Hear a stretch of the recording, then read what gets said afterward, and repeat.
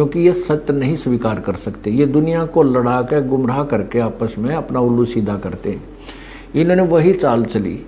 इस सच्चाई को अपने अनुयायी से छुपाकर उन्होंने मुझ दास का कुप्रचार करना शुरू कर दिया, ताकि जनता को भड़का के और मेरे विरुद्ध करके इन्होंने को यही योजना बनाई, षड्यंत्र रचा कि संत रामपाल को मार दिया जाए, आश्रम को खत्म कर दिया जाए, ताकि तुम्हारे अज्ञान की पोल ना खुले।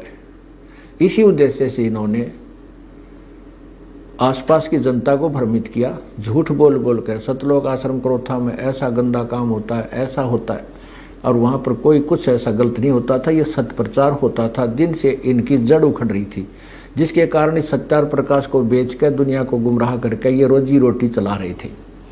उससे दुखी होकर अपनी पोल को खत्म करने के बचाने के लिए इन्होंने मुझे मारने का षड्यंत्र रचा और 12 जुलाई सन 2006 को आक्रमण करवाया।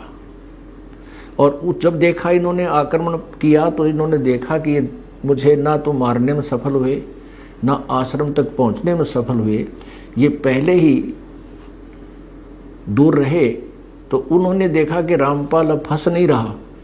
इन्होंने एक लड़के को स्वयं ही मारा गोली से और हमारे नाम मंडवा दिया, क्योंकि हरियाणा के मुख्यमंत्री श्री भूपेंद्र सिंह जी हुड्डा भी आर्य समाजी हैं। उनको इन्होंने भ्रमित कर दिया, गुमराह किया हुआ था, जिस कारण से उन्होंने इनका पक्ष लिया और मुझ पर और मेरे अनुयायियों पर झूठा आरोप लगा करके झूठा मुकदमा बनवा दिया, जबकि इन्होंने स्वयं ही वो मारा, इन्होंने आक्रमण किया।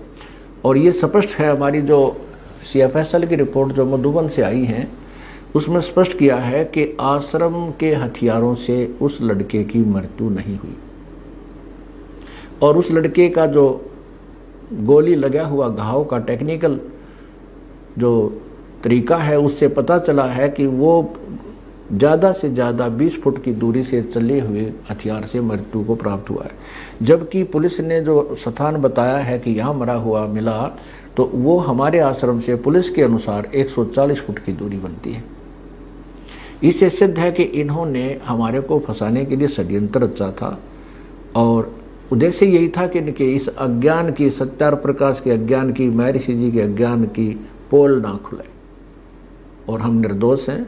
सच्चाई और जनता के सामने कुछ दिनों में स्पष्ट हो जाएगी।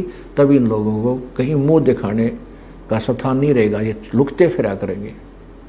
वो दिन दूर नहीं है। सत साहिब।